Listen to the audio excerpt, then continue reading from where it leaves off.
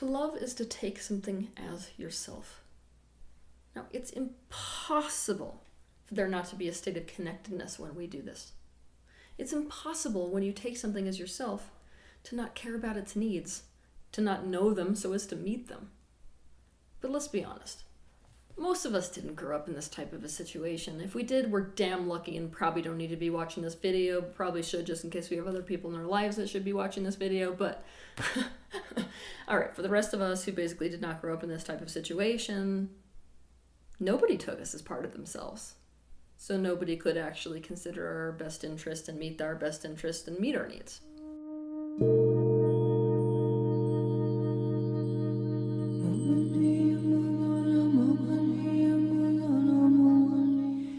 For those of us who were just so fortunate enough to end up in that type of a situation in childhood, then we form connections in the same way that a spider forges a web to catch flies. People who are not loved feel unlovable for who they are. They live in a permanent internal atmosphere of shame. As a result, love, as a gift, seems impossible. Someone simply wanting to be connected to us seems impossible. Someone wanting to give to us because it makes them happy to see us happy is impossible. Instead, we have to get love by giving something. Our love becomes completely transactional. And we don't even realize that this is happening. We think it's love. But here's where it gets really, really gritty. If our self-esteem is poor enough, we don't actually believe we have something of value to give someone enough that they would want to give us something back. So our transactional nature takes a drastic downward spiral in which we feel like we actually have to trap people into giving us what we need. Many households around the globe, regardless of what culture these households belong to, parent without love. They parent in the way that a spider catches flies. But I'm gonna have to get you to understand the way this happens, and so I'm gonna have to pick the cultures that are perhaps the very most like this. The Asian culture and the Indian culture. So that you can understand, I'm going to give you a highlight from the Indian culture. Okay, so to generalize, in this culture, a person is not really seen as a unique individual with free will and their own purpose, who exists to be loved and enabled to follow their own path. A person in this culture is seen as a thing that belongs to their family and to society, and that by virtue of being born in the first place, he or she is already in debt to the family and society and will repay that debt through serving whatever role and identity has been decided for them. In these kinds of homes, a parent often believes they're sacrificing everything for their child, when in fact they're not sacrificing anything. They're simply wearing the facade of sacrifice so they can trap their children with shame and guilt in the sense that they owe their parents in some way. The things these parents give always come with invisible strings attached. They're always giving in order to get back. They're engaged in a transaction that the child did not even agree to in the first place. They're simply putting the child in a state of debt to them. They're giving things to this child simply so that they can get things back from the child. Any time the child does something that displeases them, the child's debts, the things the parents have done for them, are hung over the child's head so as to get the child to surrender their free will and conform again to what the parent wants. These parents give their time to a child and potentially even give up their own dreams to get the sensation of being good and righteous and receive gratitude and praise from others. In this way, they're martyrs. These parents put a roof over their children's head to get loyalty and alliance. These parents feed their children to guarantee that they will be taken care of by their children when their children are grown and they are elderly. These parents give their children opportunities so that they can gain status. These parents say, I love you because look at everything I do for you, but the reality is that it doesn't feel like love because it isn't. It's a spider web that the children have been trapped in. So you can understand the horror of growing up in this type of a family, and you don't have to be part of these two cultures I've highlighted in order to be part of this type of a family. What happens here is that anytime the child accepts something that the parent does for them, which, by the way, the child can't not do because it's dependent on the parents, an invisible string is attached. So by the time this person is an adult, string, string, string, string, string, until this child is so controlled that there are massive consequences for not complying. Transactional love and the twisted web that it weaves is a human epidemic on the planet today. It's present in any type of a classic dysfunctional home with the presence of a narcissist and a codependent type dynamic. This is not a household of love. So it's really funny to me when I walk inside these kinds of households, because so many of them have these plaques on the wall, at least in America, plaques that say, there is great love in this home. And really, it's like somebody should take the plaque off the wall, scratch it off, and write, there is great manipulation in this house, and hang it as the family emblem in the house. I talk about manipulation at length and what creates it in one of my videos that I strongly encourage you to watch. It is called Meet Your Needs. One of the biggest problems with being raised in a transactional type of love relationship in childhood is you grow up to believe that there's no other type of love that exists. This becomes your platform for how to have a relationship. You don't even see that anything's out of order.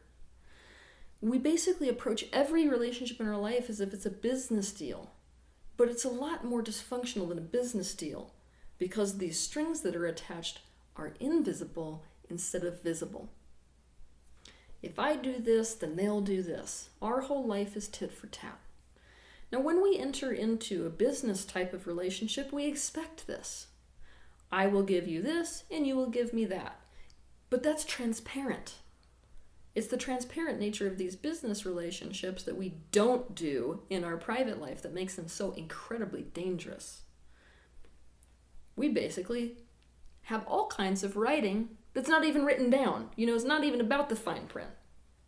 So you get trapped and you get yourself in debt when you didn't even agree to it. Now, here is where this gets incredibly painful. Expressions of love are instantly equated with the sensation of owing someone. Now, owing someone, being in debt, is not fun because it's a subservient position. There is no equality in that. And so we will naturally avoid it at all costs.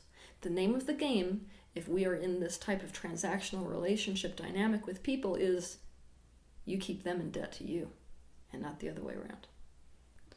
The one who's in debt is the one who's trapped in the spider's web under the control of the spider. You will actually feel worse the more someone is loving towards you. Each thing they do for you makes you feel more and more enmeshed, more trapped in the spider's web, less and less free, more and more in debt, and eventually, like you're going to have to give away your free will and your desires and your needs in order to repay the debt. This is when your enmeshment trauma kicks in, and you have to withdraw to maintain your sense of free will and identity. At this point, you either push the other person away or have to create a situation where the debt is paid off entirely so that you can put them back in debt to you.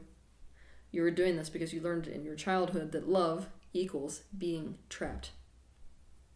Those of you who want to believe that the spider's web analogy is just Teal's way of being extreme and explaining things in an extreme way so people understand it, think again. On an energetic level, this is actually the relationship that's occurring.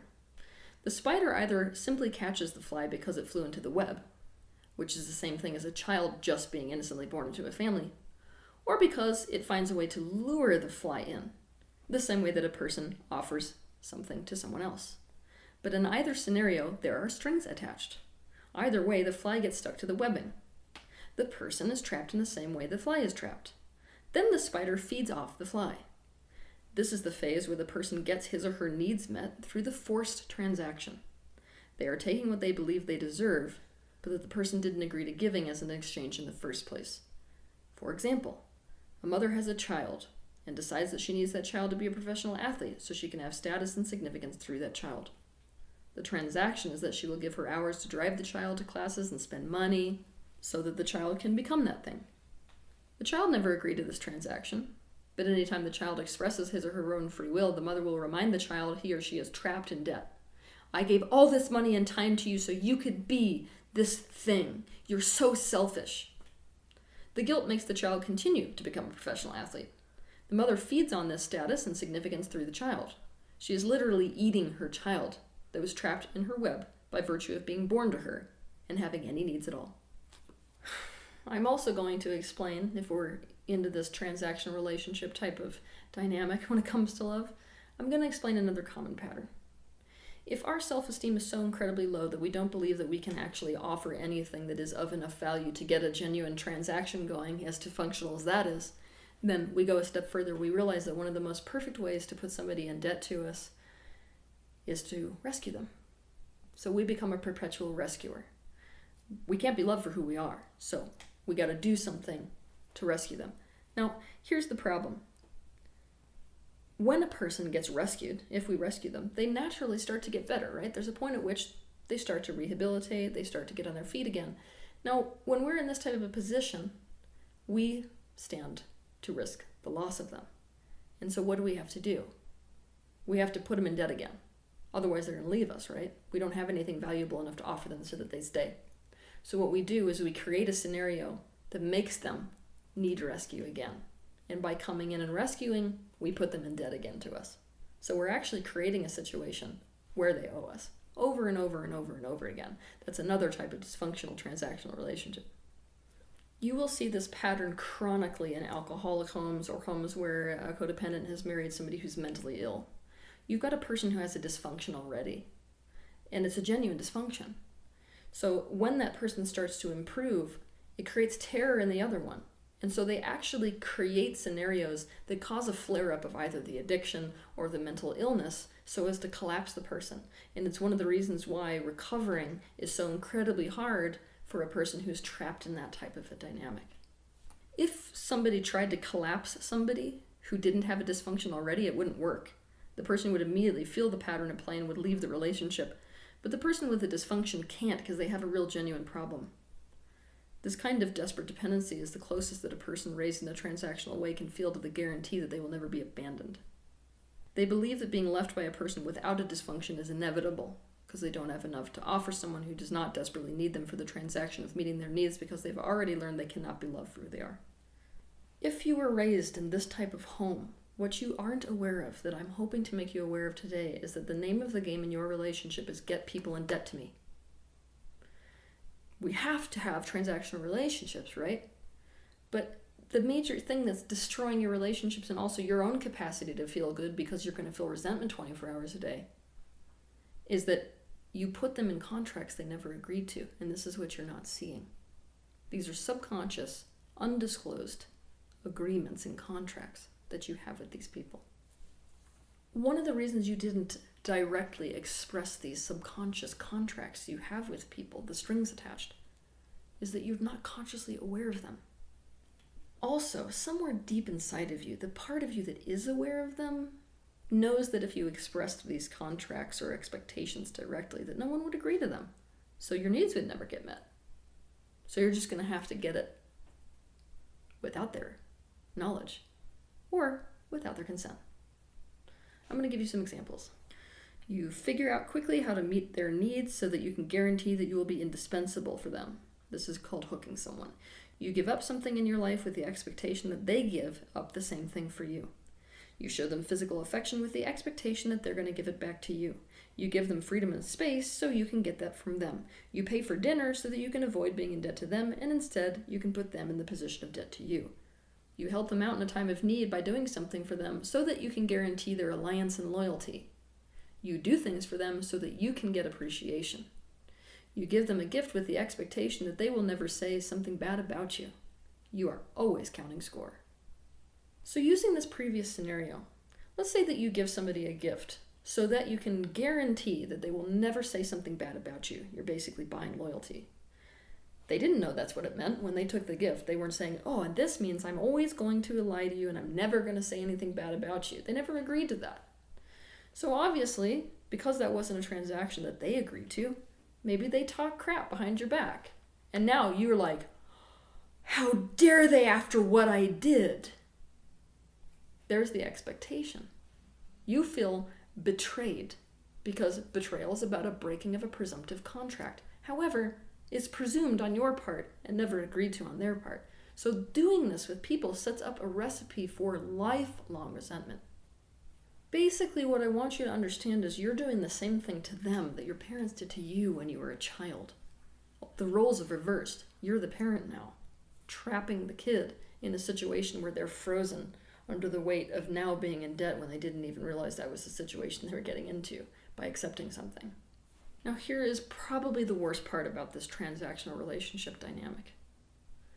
Now that you're in this place where you feel like somebody did you wrong or betrayed you because the transaction wasn't fair on their part, you're in a situation where the only way to stay feeling like a good person because of your deep-seated feeling of shame, and on top of the debt game, is to feel like someone has wronged you. You have to be in a place where what somebody else did to you is unfair. You are dependent on a state of resentment, which is being unfairly wronged, to escape your deep-seated core of shame. And you're full of anger that you most likely can't express because of this dynamic. I want you to see what parenting is supposed to look like without this dynamic. In this type of a household, the parent understands that the child did not ask to be born. That's something that the parent decided. And what is being given to them by the universe is this precious gift, which is not actually theirs in the first place. It's the universe's gift, and they have been charged with the guardianship of this thing and the enabling of it to move in the direction of its own predetermined destiny. End of story. So this child is like a gift to unwrap, to see what it has in its essence in terms of purpose and desire and motive. This relationship is a partnership, not a dictatorship. The universe had trusted this parent with this incredible gift, knowing that the partnership between them will lead to the expansion and spiritual progression of both the parent and child. This child is meant to be seen by the parent as part of him or her. This love will naturally inspire the parent to demonstrate his or her love to the child through affection and gifts and quality time and acts of service and appreciation. When these demonstrations of love are done, they are not done to get anything back. They are done because it feels good to demonstrate love to something that you love. You do not need incentive. Doing something lovely for them feels like doing something lovely for yourself when you have taken something as part of yourself.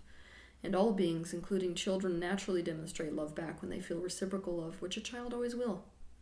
Both parent and child are free, and so they are free to love each other and demonstrate this love to each other. The child didn't have to do anything for the parent or be anything for the parent to feel this love. This is the kind of love you wanted from your parent, and this is the kind of loving relationship you still want, the kind with no invisible strings attached.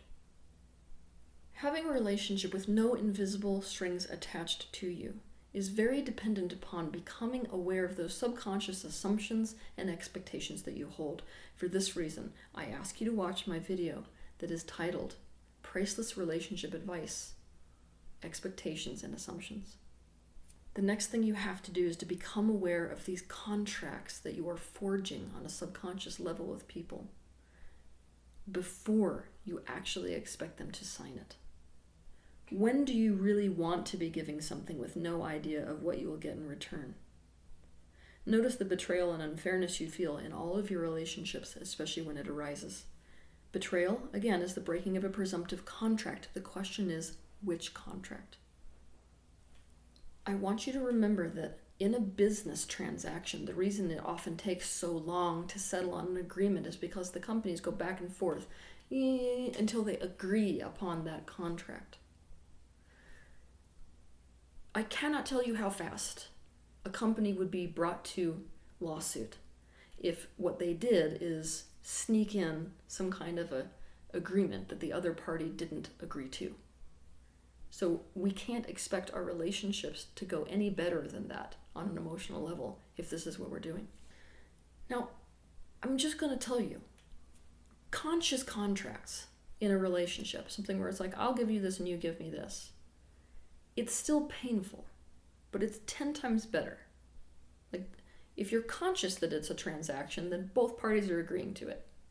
However, what you really wanted wasn't that. What you really want is to be loved. What you really want is for somebody to give you something or to do these loving demonstrations out of the sheer enjoyment of doing that for you because they've taken you as part of themselves. Become aware of the discomfort of feeling subservient and in debt when someone does something nice for you. Feel the pressure of having to even the score to feel free. Now here's what I want you to do. I want you to make a vow that you're not going to do anything for someone if you want something back. Unless you're going to be willing to express that expectation directly. This includes appreciation. I really want to focus on this because this is one of the most common and societally accepted transactions that we have. Our subconscious expectation is we're going to get appreciation back. I don't want you giving to anybody if even that is your expectation. Next, find a place in you that is able to love something so much that you can take it as part of yourself to the degree that you literally simply feel good when that thing feels good. Now, I don't really care if to begin with this is a person. It may not be. This may be something like a plant or an animal. I want you to experience the sensation of really giving to something because it just makes you so happy to see them feel good. The next thing is you have to develop healthy boundaries, and you have to give in alignment with those boundaries. In a healthy, non-transactional, unconditional loving relationship, there is always room for people's boundaries. And if there is a need conflict, the conversation is about the need conflict. It's not about you need to give in to me. For this reason, I ask you to watch my video titled Personal Boundaries versus Oneness, How to Develop Healthy Boundaries. It is better to acknowledge to somebody or to yourself, I don't want to give to this person at all, than it is to give something you don't want to give. It's better for you. It's better for the other person. So start to give people what your parents never gave you, or what other people who are into this transactional dynamic never gave you. Now, I'm going to explain something. Transactional-based relationships do not work for our self-esteem long term. Why? Because what do you think that you're going to think of yourself if the only way that you can possibly get anything from someone else is to give them something? Worse than that, what do you think you're going to think of yourself if the only way to get what you need from somebody, because they can't possibly love you enough to take your needs into consideration, is to trap them into it? Now here's another thing. I want you to notice the ways that you are totally strings attached, not unconditional, in terms of your giving, with yourself. Do you give yourself a day of rest so you can be more productive and perform tomorrow? Do you nurture your body or give it what it needs with the expectation that it will never get sick or break down? Do you let yourself have fun with the expectation that you'll work to deserve it? Do you only feel appreciation for yourself when you give yourself an achievement? Begin to notice these subconscious contracts that you have with yourself. Notice how they mirror the transactions you had with your parents growing up, and practice demonstrations of love towards yourself without any expectation of return from yourself. Unconditional demonstration of love, this is no strings attached, is a type of love relationship where we give something without any idea of getting something back. We give it out of the pure desire to see somebody feel good in the receiving of it. Loving in this way is the act of extending yourself, vulnerabilities included, into uncharted emotional territory with the intent that regardless of the outcome, we want to benefit another person. When someone else's happiness is experienced as your happiness, you know you have found unconditional love. This unconditional, no strings attached love is the highest form of ecstasy that we can experience on this planet, and all beings on this planet deserve to experience this type of love. And let it start with you. Have a good one.